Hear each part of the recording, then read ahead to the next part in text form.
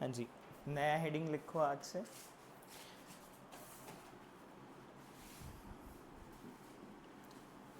Force and laws of motion.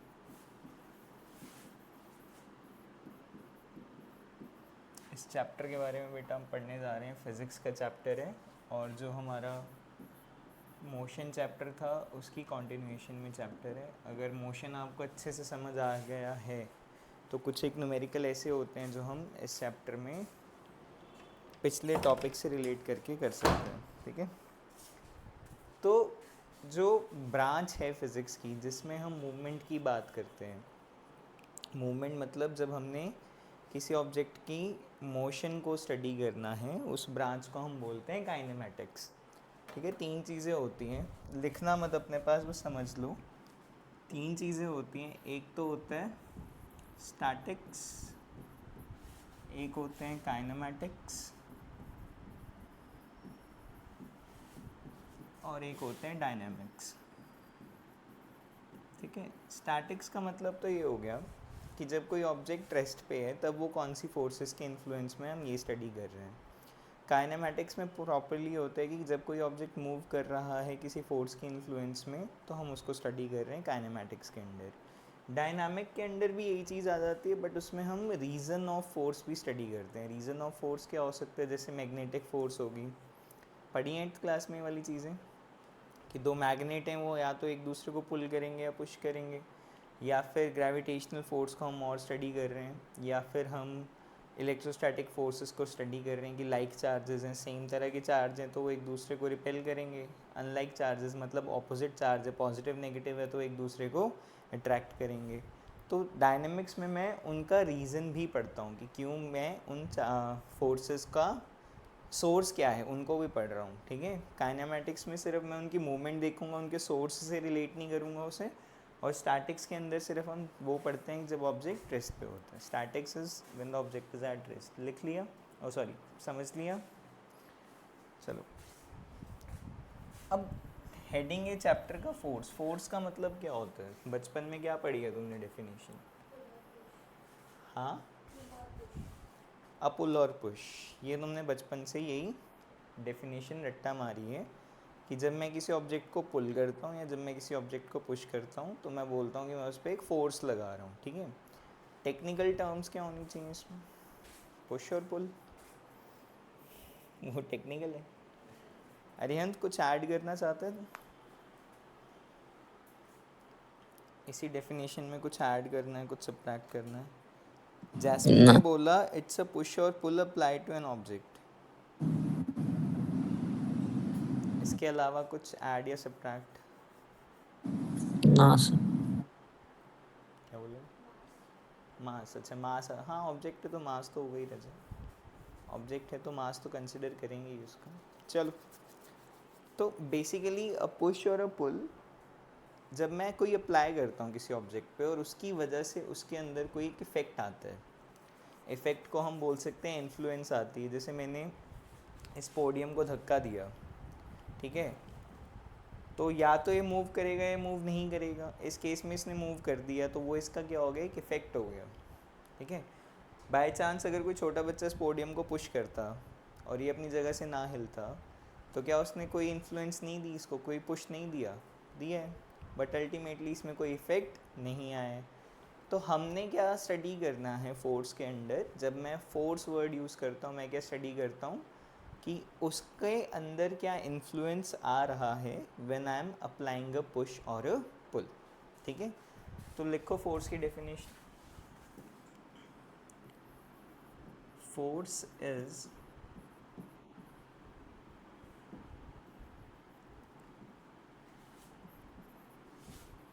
an influence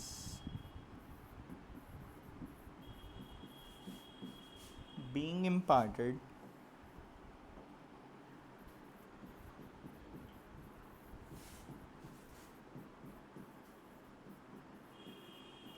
to an object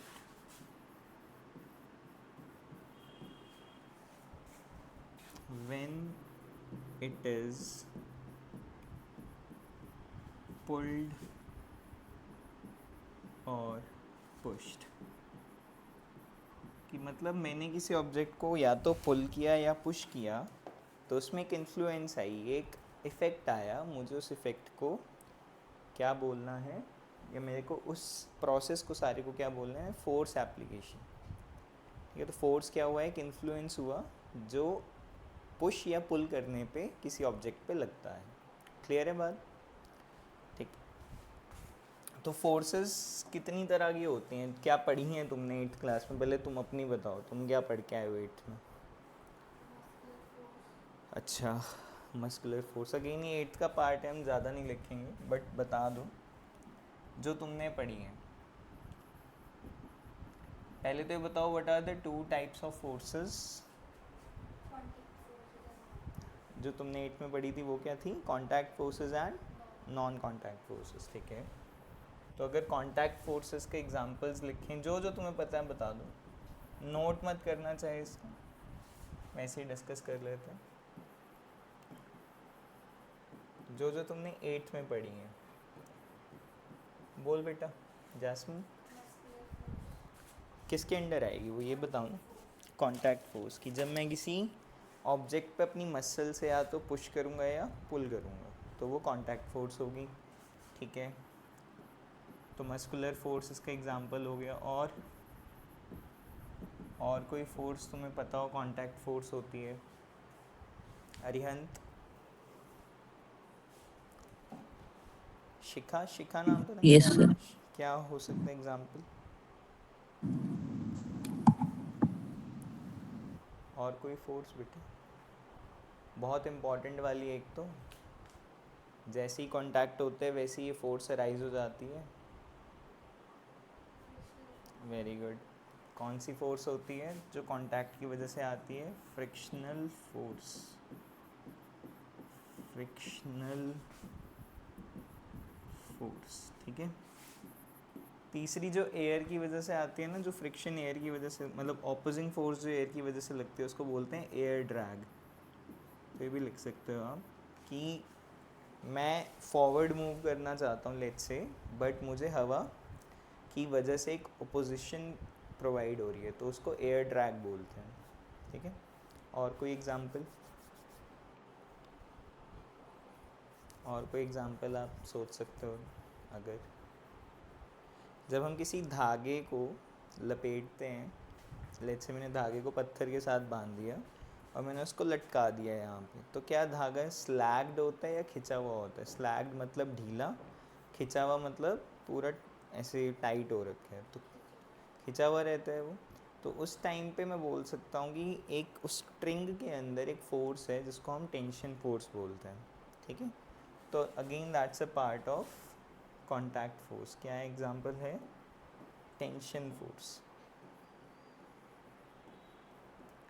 ठीक है, tension कौन से वालों में होती है? When we are particularly talking about a mass being suspended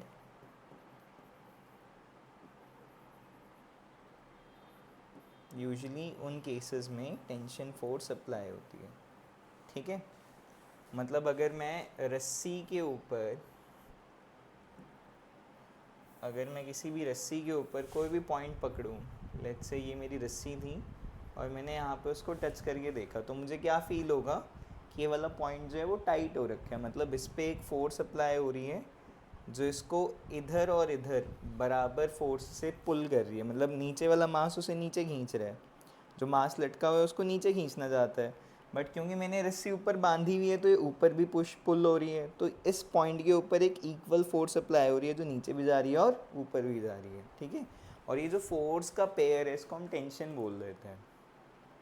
ठीक है, कि रस्सी जो है वो एक कॉन्टीन्यूस पुल में है दोनों तरफ से, और वो कौन सी फोर्स है? टेंशन फोर्स है। ठीक है, अंडरस्टूड?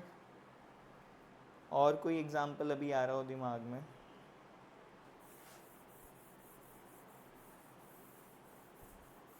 नहीं? चलो अगला देखो बेटा, नॉन कॉन्टैक्ट फोर्सेस के एग्जांपल्स बताओ। हाँ मैंने ही बता दिए दो चार। क्या है सबसे पहले? मैग्नेटिक फोर्स, ठीक है। और मैग्नेटिक फोर्सेस वो होती हैं जो मैग्नेट्स की वजह से अप्लाई होती, ठीक है। मतलब सेम तरह के पोल्स होंगे तो एक दूसरे की तरफ आएंगे, एक दूसरे से दूर जाएंगे। साउथ साउथ पोल हैं तो क्या होगा, दूर जाएंगे। तो like poles repel and unlike, unlike मतलब जो अलग अलग तरह के पोल्स होते हैं, जैसे नॉर्थ साउथ हो गया, वो अट्रैक्ट करते हैं, ठीक है।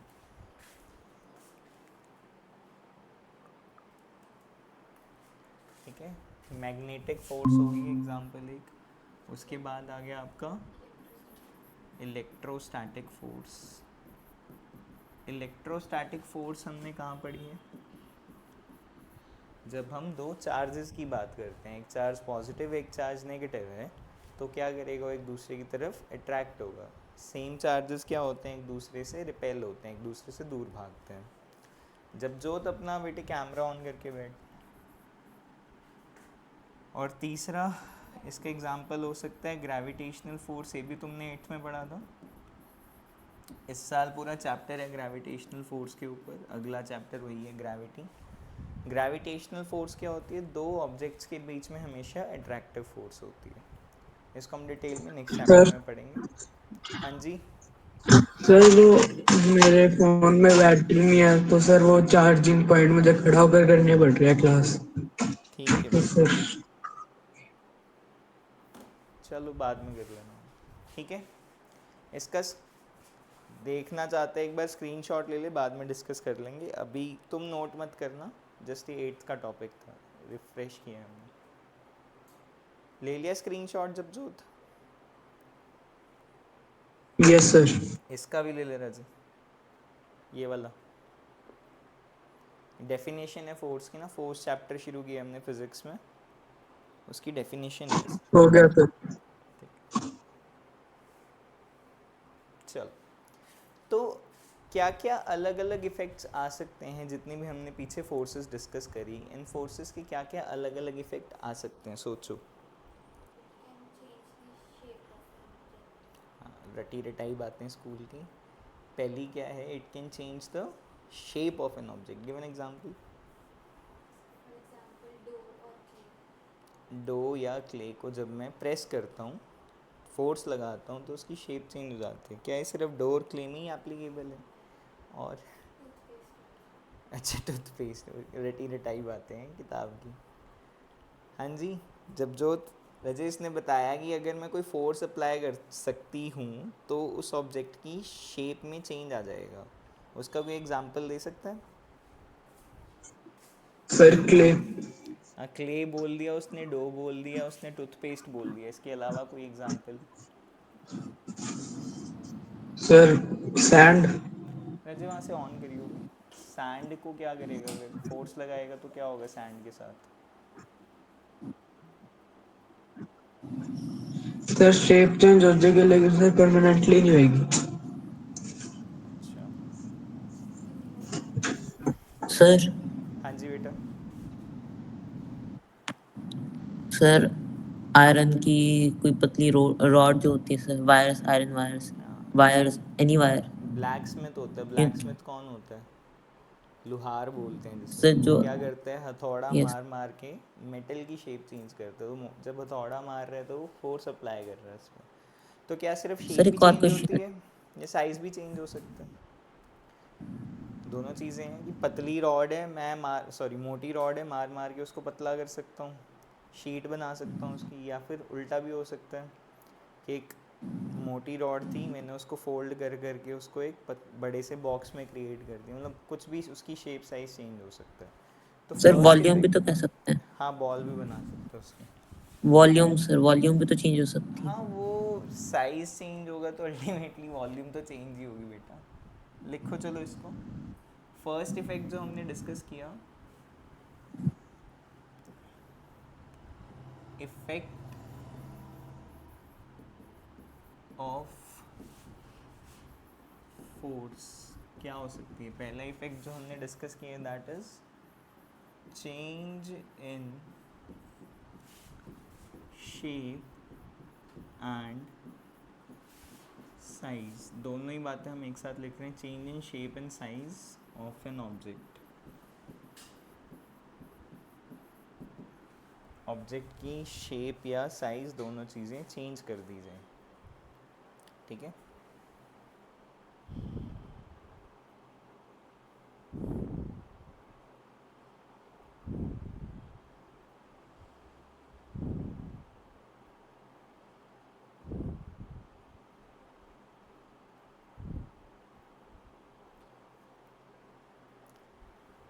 ठीक है.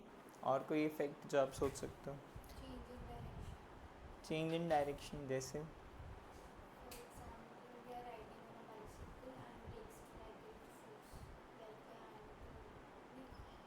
डायरेक्शन चेंज करनी है ना, तो ब्रेक अप्लाई करने से डायरेक्शन कैसे चेंज होगी? सर हाँ जी. सर सर डायरेक्शन का एग्जांपल सर, जैसे हम बॉल को आगे को पुश करेंगे, फोर्स से मारेंगे तो आगे के डायरेक्शन में जाएंगे, अगर आगे साइड में मारेंगे वैसे. नहीं तो आगे की डायरेक्शन भी क्यों बोल रहे हो ऐसे? इसका एग्जांपल भी ठीक था. बाइसिकल है पर मैं ब्रेक लगाऊंगा, ब्रेक लगा के नहीं डायरेक्शन चेंज करूंगा, मैं हैंडल पे फोर्स लगाऊंगा. या जो लोग गाड़ी चलाते हो स्टेयरिंग पे फोर्स लगाते हैं ताकि कार की डायरेक्शन चेंज हो. ठीक है. वो एक एग्जांपल हो सकता है. दूसरा एग्जांपल क्या है कि मेरे को जब जोत ने लेट से फुटबॉल पास करी तो बॉल मेरी तरफ आ रही है, मैंने उसको किक करके किसी और डायरेक्शन में भेज दिया. ठीक है. तो वहाँ पे मैं डायरेक्शन में चेंज ला रहा हूँ. तो दूसरा इफेक्ट क्या हो सकता है? चेंज द डायरेक्शन ऑफ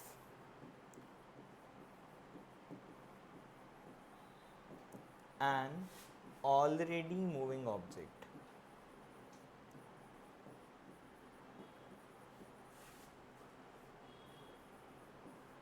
कि लेट्स से साइकिल ऑलरेडी चल रही थी, फुटबॉल ऑलरेडी मेरे पास आ रही थी रोल होके, मैंने तब उसकी डायरेक्शन चेंज करी है. ठीक है. हाँ जी. और कोई इफेक्ट? एक तूने ब्रेक वाला बोला था, ब्रेक से क्या इन्फर कर सकते हैं हम, क्या सोच सकते हैं ब्रेक से रिलेटेड? कि अगर कोई ऑब्जेक्ट ऑलरेडी चल रहा था तो मैं उसको रोक सकता हूँ, या अगर कोई ऑब्जेक्ट रुका हुआ है तो मैं उसको चला सकता हूँ.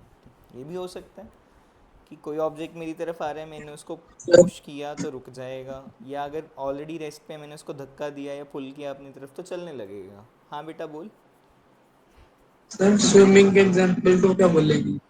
स्विमिंग का एग्जाम्पल भी काइंड ऑफ वो है कि आप रेस्ट पे हो, आप वाटर को पीछे पुश कर रहे हो and in return water is pushing you in the forward direction. तो मूवमेंट तो हुई स्विमिंग के केस में, इसलिए हम बोल सकते हैं कि हाँ यहाँ पे फोर्स एप्लीकेशन है. वो थर्ड लॉ ऑफ न्यूटन है, वो बाद में डिस्कस करते हैं. But swimming can be an example of application of force, जिसकी वजह से एक ऑब्जेक्ट जो रेस्ट में था वो मोशन में आ गया. ठीक है. तो थर्ड वाला जो जैस्मीन ने लिख बोला था उसको और इलेबोरेट कर लेते हैं. A force can make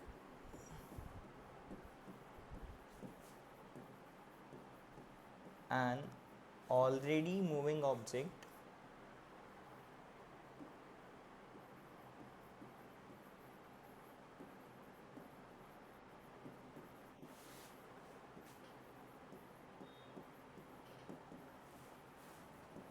come to rest,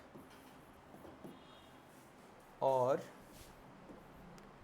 it can make an object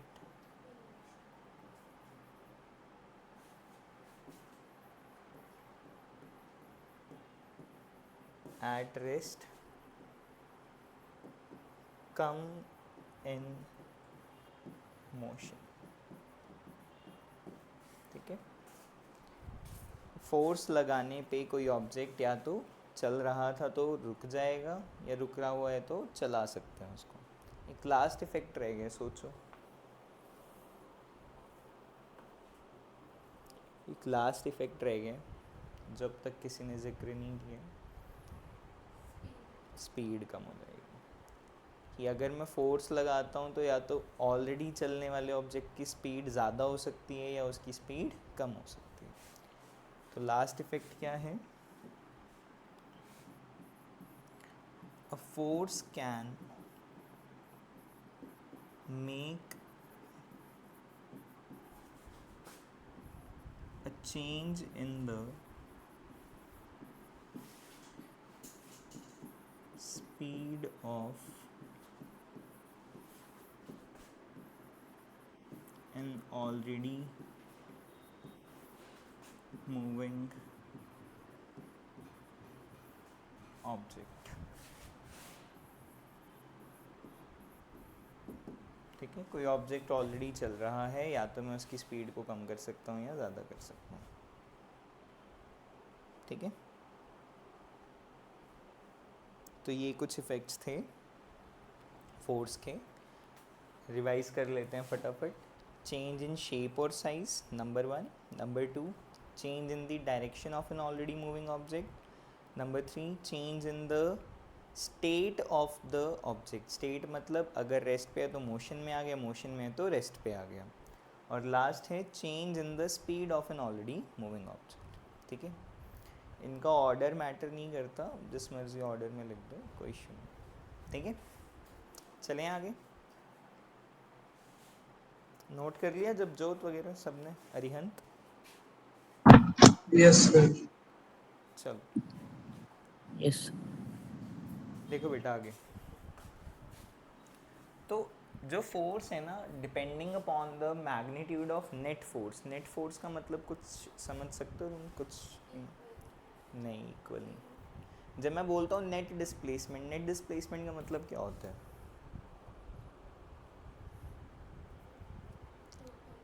total displacement, overall. तो वैसे ही नेट फोर्स का मतलब क्या होगा? Overall force. नेट फोर्स मतलब ओवरऑल फोर्स की सारी फोर्सेस को ऐड करके जो फोर्स बनी, उसके बारे में हम बात कर रहे हैं. ठीक है, फोर्स क्या होती है? Force is defined as, force is denoted by, लिख लो ये बात नहीं, वैसे आगे और इलाबोरेट करेंगे इसे. Force is denoted by capital letter F. It is a vector quantity.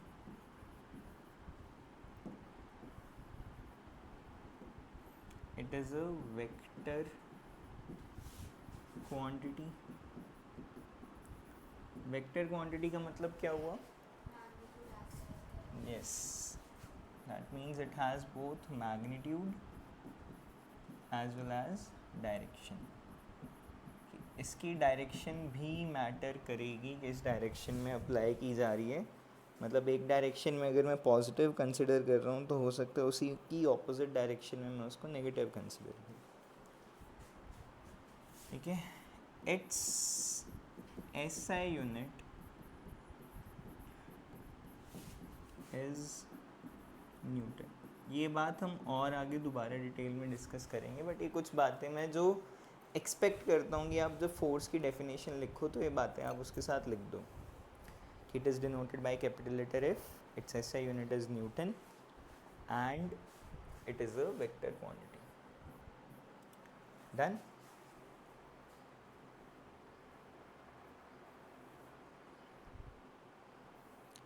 चलें आगे. जब जो तरीहंत हटा दूं बेटा इसे.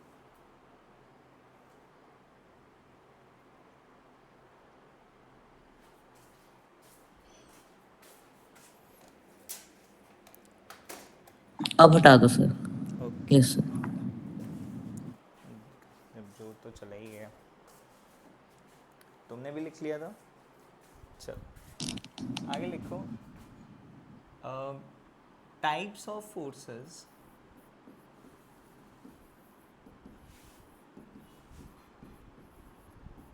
Based on net force. या तो वर्ड में क्या यूज़ कर रहा हूँ? Net force. या फिर मैं वर्ड यूज़ कर रहा हूँ रिजल्टेंट फोर्स.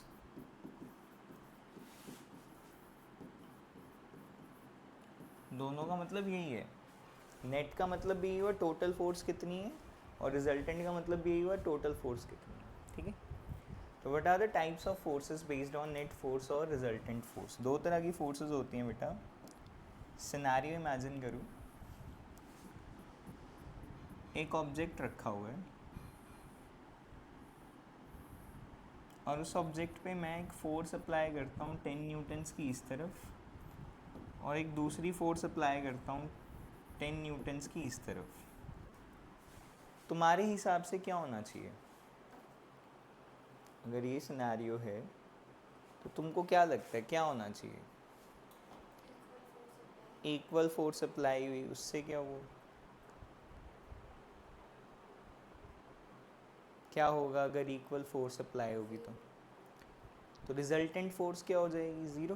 क्यों होगी ज़ीरो? कि अगर मैं इस वाली को पॉजिटिव 10 मानता हूँ तो इधर वाली क्या होनी चाहिए? नेगेटिव 10। या उल्टा मान लो, मैं इसको पॉजिटिव 10 मानता हूँ तो इधर वाली क्या हो जाएगी? नेगेटिव 10। लेकिन दोनों को जब ऐड करूँगा तो ओवरऑल रिजल्टेंट क्या होगा दोनों का? ज़ीरो। ठीक है, अब इस पे जो नेट फोर्स लग रही है वो ज़ीरो है, मतलब कि एक ऑब्जेक्ट को इधर भी खींचा जा रहा है 10 न्यूटन से और इधर भी फिर खींचा आपकी जा रहा है स्क्रीन 10 फ्रीज हो न्यूटन गई और से। आपकी आवाज नहीं आ रही। तो क्या वो ऑब्जेक्ट मूव करेगा? क्या उस ऑब्जेक्ट को मूव करना चाहिए अगर उसकी नेट फोर्स जो है वो ज़ीरो हो जा रही है? क्या वो ऑब्जेक्ट मूव करेगा?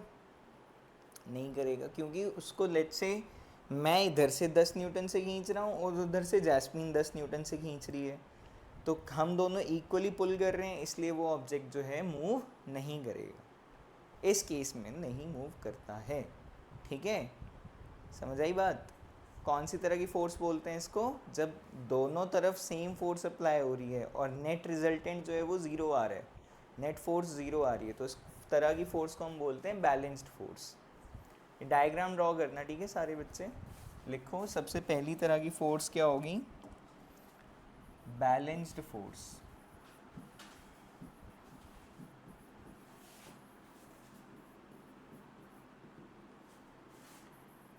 when the overall resultant force, ठीक है, वैसे तो रिजल्टेंट के साथ ओवरऑल वर्ड नहीं यूज़ करना चाहिए, पर तुमको याद रखने के लिए मैं लिखवा देता हूँ। ओवरऑल मतलब सारी फोर्सेस को ऐड कर दो आप। And the overall resultant of the forces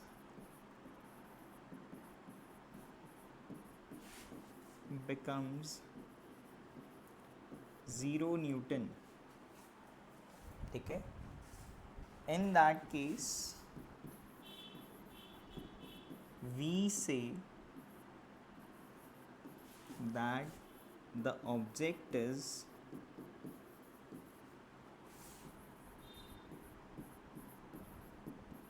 under the influence of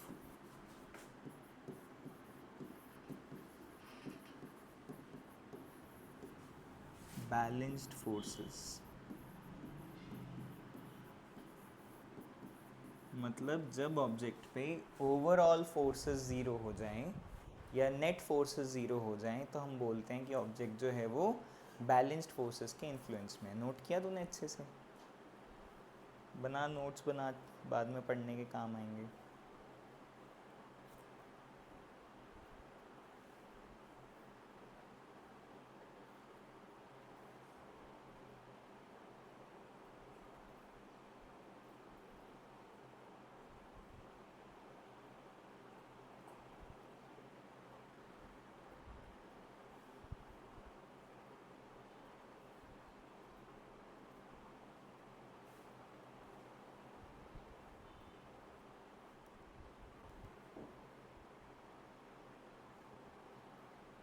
Arihant, screen freeze है क्या? Arihant, network issue. ये सर अब तो ठीक होगी, इससे पहले थी। Okay, done.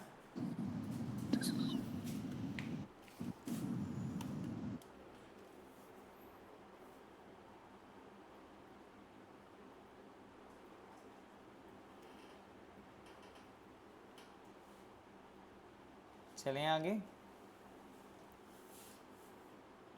लिख लिया? मुंह से बोलो ना, हाँ या ना। तेरा भी हो गया शिखा?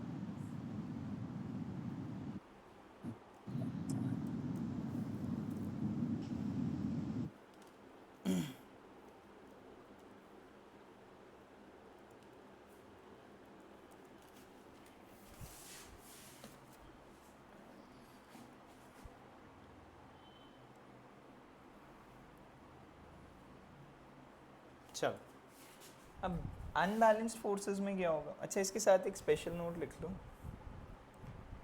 जो हमने इफेक्ट पढ़े हैं ना, ये वाले हमने जो 4 इफेक्ट पढ़े हैं, अब देखो मैंने कहा कि नेट फोर्स तो ज़ीरो होगी, तो जब मैं फोर्स अप्लाई भी कर रहा हूँ, बैलेंस्ड फोर्सेस जब मैं अप्लाई भी कर रहा हूँ, तो जो ऑब्जेक्ट ऑलरेडी रेस्ट पे है क्या वो चल सकता है? नहीं चलेगा, नेट फोर्स तो ज़ीरो है। क्योंकि अगर कोई ऑब्जेक्ट ऑलरेडी चला आ रहा है तो क्या मैं उसको रोक सकता हूँ अगर बैलेंस्ड फोर्सेस अप्लाई करूँगा? कहने का मतलब ये है कि अगर एक ऑब्जेक्ट, लेट्स से ये एक बॉल रोल होके मेरी तरफ आ रही है, एक बॉल रोल होके मेरी तरफ आ रही है, और मैं इसको रोकने के लिए एक फोर्स इधर लगा देता हूँ, ठीक है, या चलो ये भी नहीं लगाते, इसको और चेंज कर देते हैं, एक फोर्स इधर लगा देता हूँ, एक फोर्स इधर लगा देता हूँ, ठीक है, ऑलमोस्ट सेम ही लगाने का ट्राई करते हैं इसको। ये 10 न्यूटन की थी, ये भी 10 न्यूटन की थी, लेकिन ऑपोजिट है तो -10 न्यूटन होगा। दोनों फोर्सेस का रिजल्टेंट क्या हो जाएगा? ज़ीरो। तो क्या ये बॉल रुकेगी या इसकी डायरेक्शन चेंज होगी? क्योंकि दोनों पे जो ओवरऑल फोर्स लग रही है, दोनों का जो रिजल्टेंट आ रहा है वो ज़ीरो आ रहा है, तो क्या ये बॉल जो है इसकी डायरेक्शन चेंज हो सकती है? नहीं हो सकती। होगी नहीं होगी बेटे। नेट फोर्स क्या होगी? इधर को 10 न्यूटन था, इधर को -10 हो जाएगा, तो नेट फोर्स क्या होगी दोनों की मिला के? ज़ीरो। तो क्योंकि ज़ीरो फोर्स अप्लाई हो रही है, तो क्या वो बॉल रुकेगी? नहीं रुकेगी, वो जैसे चल रही हो वैसे ही चलती रहेगी। क्या उसकी डायरेक्शन चेंज होगी? नहीं चेंज होगी, जैसे चल रही है वैसे ही चलती रहेगी। समझ आई बात? तो ओवरऑल चारों में से बैलेंस्ड फोर्सेस के केस में ये भी हट गया, ये भी हट गया और ये भी हट गया, तो उनका इफेक्ट क्या होता है? सिर्फ और सिर्फ change in shape and size. ठीक है, जो एक बड़ा मेरा फेवरेट क्वेश्चन है कि अगर मैं एक टूथपेस्ट को प्रेस करता हूँ और उसमें से टूथपेस्ट बाहर आ जाती है, तो मैंने उस पर कौन सी तरह की फोर्स अप्लाई करी? बैलेंस्ड अप्लाई करी या अनबैलेंस्ड अप्लाई करी? बैलेंस्ड अप्लाई करी, क्योंकि जब मैं उसको स्क्वीज़ कर रहा हूँ, जब मैं उसको प्रेस कर रहा हूँ यहाँ से, तो मैं दोनों तरफ से इक्वल फोर्सेस लगा रहा हूँ। ऐसा तो नहीं है ना कि हम एक तरफ से ही प्रेस कर रहे हैं, दोनों तरफ से प्रेस कर रहे हैं उसको, तो कौन सी तरह की फोर्स अप्लाई कर रहे हैं? Balanced force. तो बैलेंस्ड फोर्स का, चाहे तुम क्ले में मान लो, चाहे तुम आटे को जो डो बोलते हो, डो को अगर तुम शेप चेंज कर रहे हो, तो तुम दोनों केसेस में कौन सी फोर्स अप्लाई कर रहे हो? Balanced force. जब मम्मियाँ ऐसे रोटी नहीं बनाती थपक थपक के, तो जब ऐसे ऐसे कर रही हूँ, क्या अप्लाई कर रही हूँ? उस केस में बैलेंस्ड फोर्स अप्लाई कर रही हूँ। वही चीज़ अगर मैं एक चकले के ऊपर रोटी को बेलूँ, उस केस में बैलेंस्ड फोर्स नहीं होगी, क्योंकि मैं तो सिर्फ ऊपर से फोर्स अप्लाई कर रहा हूँ, नीचे से, लेट्स से, चलो नीचे से जो पुश आ रहा है वो चकले का आ रहा है, पर मेरी तरफ से जो फोर्स अप्लाई हुई है वो कौन सी हुई है? Unbalanced force. वो अलग सिनेरियो है, बट जब मैं ऐसे ऐसे कर रहा हूँ और उसकी शेप चेंज हो रही है, तब वो बैलेंस्ड फोर्स है। या जब मैंने टूथपेस्ट को स्क्वीज़ किया, ऐसे प्रेस किया, तब भी वो बैलेंस्ड फोर्स है। तो बैलेंस्ड फोर्स का एक एग्जांपल क्या हो सकता, मतलब क्या इफेक्ट होता है? एक ही इफेक्ट होता है। क्या इफेक्ट होता है? Change in shape and size of the object. लिखो इसको फटाफट। इसके साथ एक बार स्पेशल नोट बना के लिख लेना।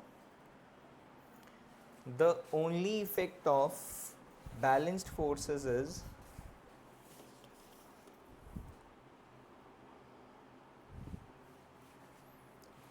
the only effect of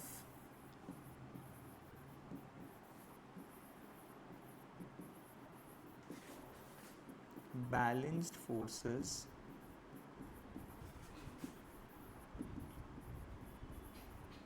is change in shape and size of the object.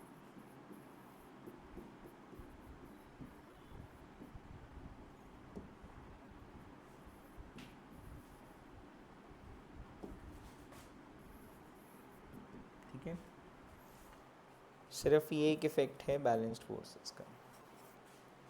Clear है?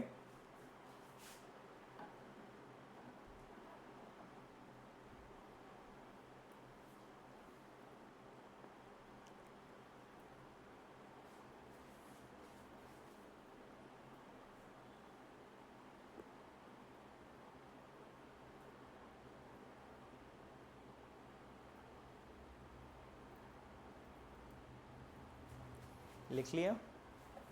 इफेक्ट लिख लो इसका।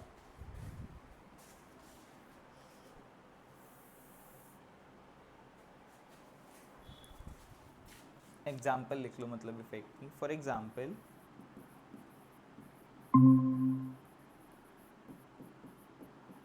when you squeeze a balloon, balloon के स्पेलिंग यही होते हैं ना, ठीक है, स्क्वीज अ बलून और a toothpaste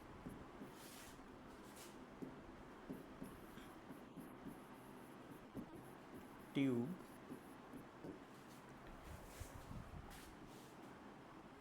with your hands,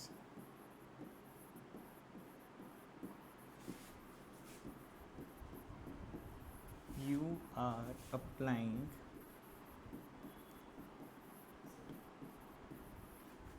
balanced forces on it.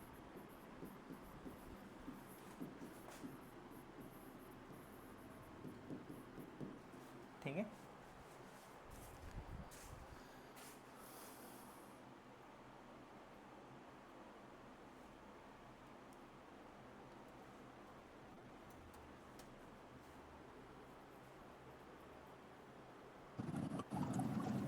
Sir जरा ना लाग सा कर रहा है सर, अच्छे दिख नहीं रहा सर। क्या कह रहे? सर अच्छे ना दिख नहीं रहा सर। क्या इशू आ आपकी रहा स्क्रीन थोड़ा ब्लर दिख रहा है सर सर। है? नेटवर्क इशू होगा, रुक जा, मैं ना हॉटस्पॉट पे स्विच कर देता हूँ। फिर मैं जरा रीजॉइन करता हूँ। हाँ, रीजॉइन कर लेते हैं एक बार।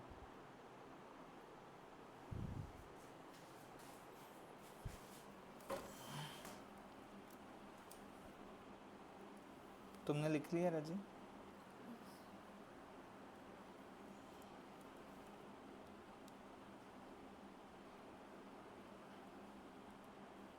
हाँ जी, लिख लिया बेटा? समझ आ रहा है? अभी तो थियोरी है, न्यूमेरिकल्स तो बहुत बाद में शुरू होते हैं इस चैप्टर में ना।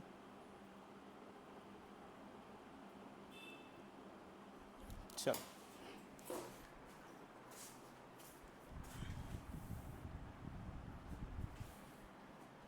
अगला हेडिंग लिखो राजी, अनबैलेंस्ड फोर्सेस।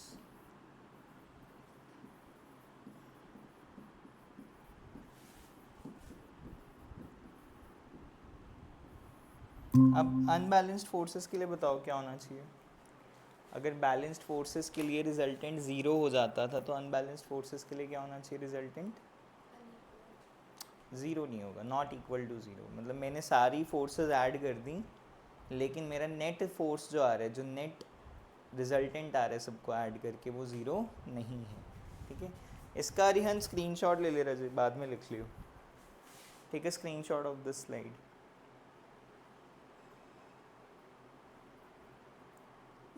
ले लिया सर। लिखो, या पहले चलो समझ लो इसको। अगर किसी ऑब्जेक्ट को मैं बहुत सारी फोर्सेस अप्लाई कर देता हूँ, लेट्स से इसी ब्लॉक के ऊपर एक तरफ फोर्स लग रही है 12 न्यूटन की, ऑपोजिट फोर्स लग रही है उसके ही लेट्स से 5 न्यूटन की, एक अपवर्ड फोर्स अप्लाई हो रही है इसमें 2 न्यूटन की। ठीक है, डाउनलोड अभी कोई नहीं कंसिडर कर रहा हूँ। नेट फोर्स क्या होनी चाहिए रजिस केस में, या नेट मूवमेंट किस तरफ होनी चाहिए? अच्छा इमेजिन करो किस तरफ नेट मूवमेंट होगी इसकी, डायरेक्शन के अकॉर्डिंगली बता मेरे को। अगर ये नॉर्थ साउथ ईस्ट और वेस्ट है तो तुमको ये सब देख के नेट मूवमेंट किस तरफ नज़र आ रही है? ईस्ट में होगी। हाँ जी अरिहंत, ईस्ट में होगी बेटे नेट मूवमेंट। सोच ले भाई। ईस्ट। ईस्ट। चलो देखो, इसने 12 न्यूटन से और ये 5 न्यूटन से, क्योंकि ये पॉजिटिव मान के चल रहा हूँ तो मैं नेगेटिव हो जाएगी। तो ओवरऑल एक फोर्स किधर लग रही है बेटा? ओवरऑल एक फोर्स इस तरफ लग रही है विच इज़ 7 न्यूटन्स।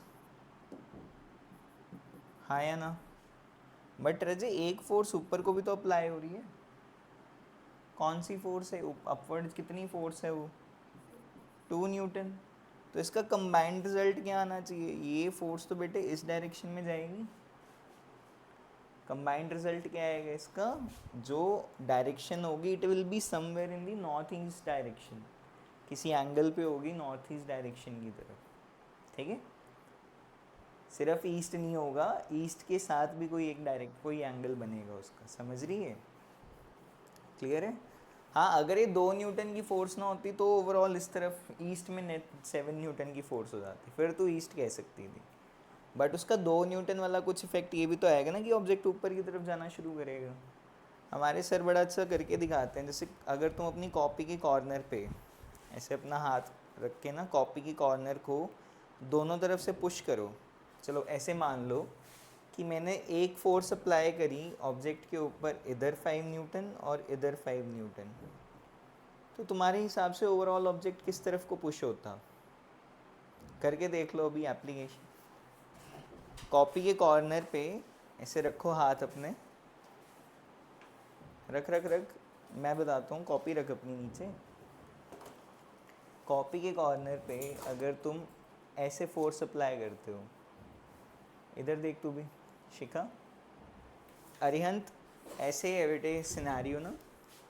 कॉपी के कॉर्नर पे हमने ऐसे अपना हाथ रखा और मैंने दोनों तरफ से पुश किया, तो किस तरफ जाएगा ऑब्जेक्ट?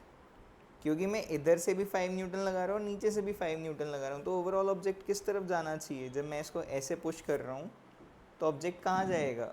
Across the diagonal. ऐसा नहीं है कि पहले इधर गया फिर ऊपर गया, नहीं, इक्वली डायगनल डायरेक्शन में चला जाएगा। समझ आई बात?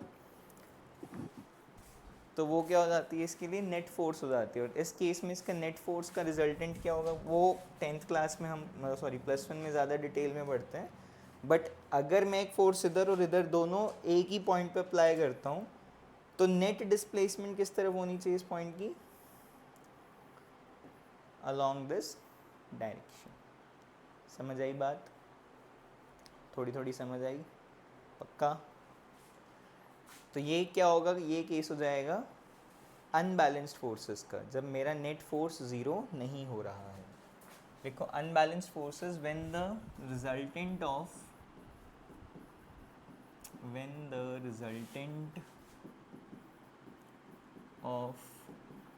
all the forces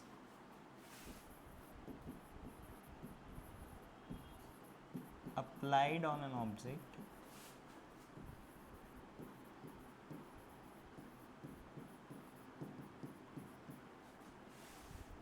is not zero. It is not zero.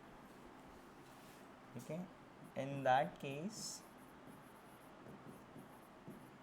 0 Newton लिख लेना, ठीक है। in that case we say that the object is moving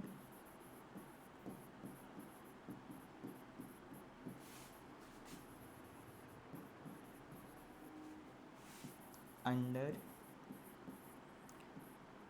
influence of unbalanced forces।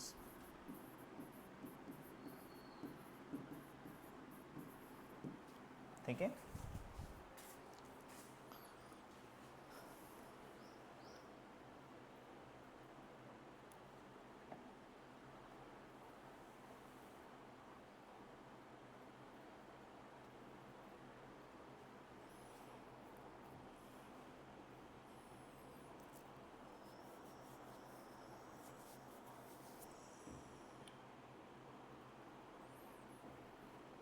ठीक है बेटा, क्लियर है ये बातें?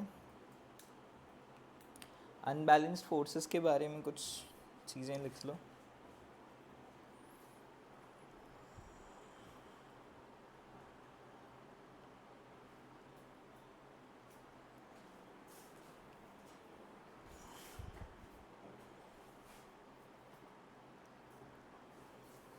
हो गया बेटा?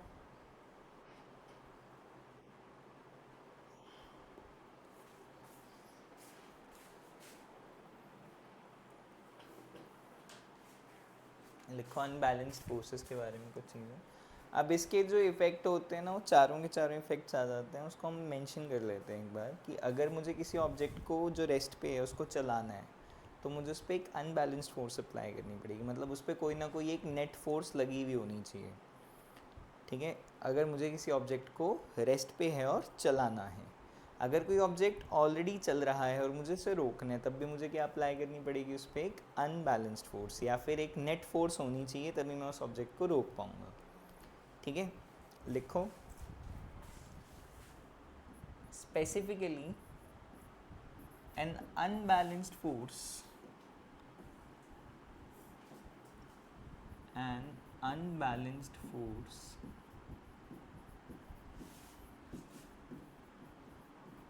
is required to produce motion in a body, to produce motion in a body, ठीक है। Secondly, an unbalanced force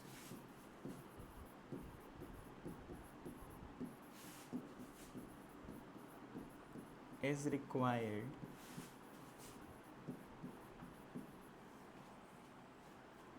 to stop an object,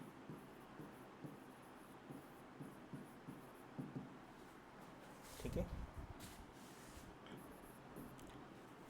और ये डिस्कवरीज जो थी, ये जो बातें कही थी, ये स्टार्ट करी थी गैलीलियो ने, ठीक है। उसको डेवलप किया था आगे न्यूटन ने। तो गैलीलियो को बोलते हैं कि उसने फाउंडेशन रखी थी न्यूटन्स लॉ ऑफ मोशन की। हम आगे पढ़ेंगे और डिटेल में। मतलब Galileo was the first person who observed the motion in objects.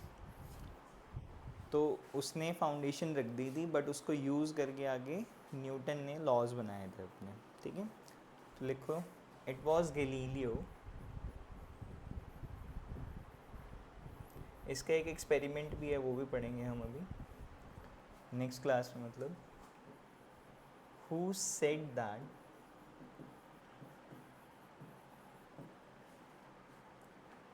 objects move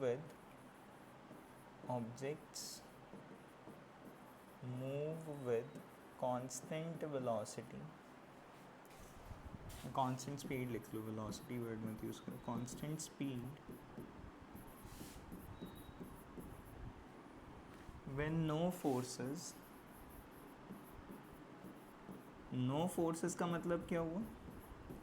दो बातें हो सकती हैं, या तो मैं बोलता हूँ कि कोई इस पर फोर्स ही नहीं एक्ट हो रही, या फिर फोर्स एक्ट हो रही है लेकिन सबका रिजल्टेंट मिला के क्या आ रहा है? ज़ीरो। या व्हेन नो फोर्स और बैलेंस्ड फोर्स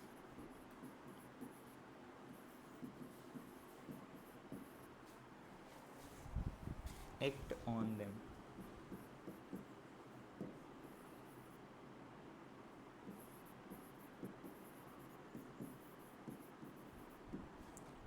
ठीक है।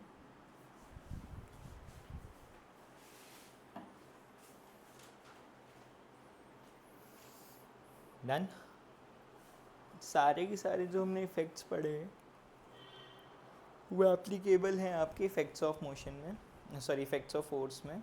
कि अगर किसी ऑब्जेक्ट को चलाना है तब भी अनबैलेंस फोर्स चाहिए, किसी ऑब्जेक्ट को रोकना है तब भी अनबैलेंस फोर्स चाहिए, किसी ऑब्जेक्ट की डायरेक्शन चेंज करनी है तब भी अनबैलेंस फोर्स चाहिए, या किसी ऑब्जेक्ट की जो ऑलरेडी चल रहा है उसकी स्पीड चेंज करनी है तब भी हमें अनबैलेंस फोर्स चाहिए। डन। लिखनी है ये बात। एक एक्चुअली क्वेश्चन आएगा एक एनसीईआरटी में आगे ना, लिखना चाहते तो लिख लो, मैं डिक्टेट कर देता हूँ, लिख लो। An unbalanced force is needed। राजे लिख लिया तूने? अरिहंत ये वाली सारी बातें लिख ली? एक सेकंड। Yes sir. ये बातें लिख ली सारी, तीनों पॉइंट्स आ गए? Yes sir. ठीक। इसके साथ एक एडिशनल पॉइंट लिख लो, an unbalanced force is needed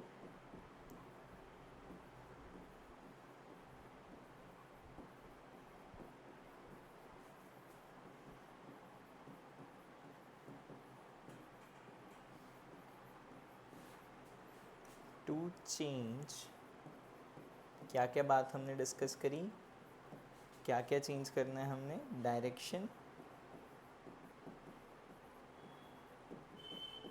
motion, motion मतलब स्टेट ऑफ रेस्ट है स्टेट ऑफ मोशन, ठीक है, तो मोशन या फिर उसकी स्पीड, मोशन की जगह ना स्टेट वर्ड यूज़ कर लो यार, स्टेट ऑफ एन ऑब्जेक्ट, और motion, direction and speed of an object.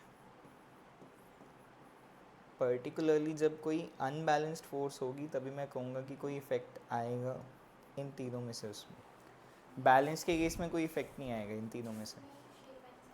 हाँ वो तो आएगा ही, तो बट ऑब्वियस ही बात है, ये तीन तो इसलिए लिखवाए हैं स्पेसिफिकली, इसके ये तीन इफ़ेक्ट होते ही होते हैं।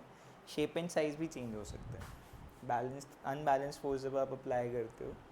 जैसे कि मैंने नीचे से उसको, मतलब या चलो ऐसे समझ लो इसको कि एक डो है मेरे हाथ में और मैं इसको इधर ज़्यादा पुल कर रहा हूँ, इधर थोड़ा कम पुल कर रहा हूँ, तो क्या होगा, इधर ज़्यादा खिंच जाएगा, इधर कम ही रहेगा। जैसे तुमने पता नहीं ऐसे सुना होगा कभी, मेटल्स नॉन मेटल्स वाला चैप्टर था, उसमें हम बोलते थे metals can be drawn into wire, पढ़िए लाइन कभी, ड्रॉन इनटू वायर्स, डक्टिलिटी बोलते थे इसको, सुना है ऐसा कुछ 8th क्लास में? तो डक्टिलिटी कैसे बनाते हैं, मतलब इमेजिन करना कि एक बहुत बड़ी रॉड है मेरे पास, ठीक है, और मैंने क्या किया, उस रॉड को हीट अप किया और उसका एक कॉर्नर, मतलब ये वाली साइड पकड़ी और इसको खींचता चला गया इस तरफ, क्या होगा अल्टीमेटली, ये साइज़ तो मोटी, साइड तो मोटी रहेगी, पर ये वाली साइड पतली होते होते होते मतलब ऐसे उसके तार बनते चले जाएंगे, तो उसको बोलते हैं ड्रॉन इनटू वायर। ड्रॉ करने का मतलब होता है किसी चीज़ को खींचना, तभी ड्रॉर को ड्रॉर कहते हैं, तभी कर्टेंस को बोलते हैं ड्रॉ द कर्टेंस, कि कर्टेन करते खींच के, कभी नहीं कहते pull the curtain. Draw the curtain का मतलब क्या हुआ, या ड्रॉ करने का मतलब क्या हुआ, जब आप किसी एक डायरेक्शन से उसको पुल करते हो। तो जब मैं इसको पुल कर रहा हूँ इस तरफ, तब भी मैं इस पर क्या अप्लाई कर रहा हूँ, ठीक है। चलो आज के लिए इतना ही काफ़ी है। नेक्स्ट कल क्लास है तुम्हारी 1.5 घंटे की, आप बताया आनंद भैया ने 1.5 घंटे की क्लासेस होंगी डेली बेसिस पे, कौन सी क्लास पहले होगी उसका शेड्यूल तुम्हें ग्रुप पे आ जाएगा, ठीक है।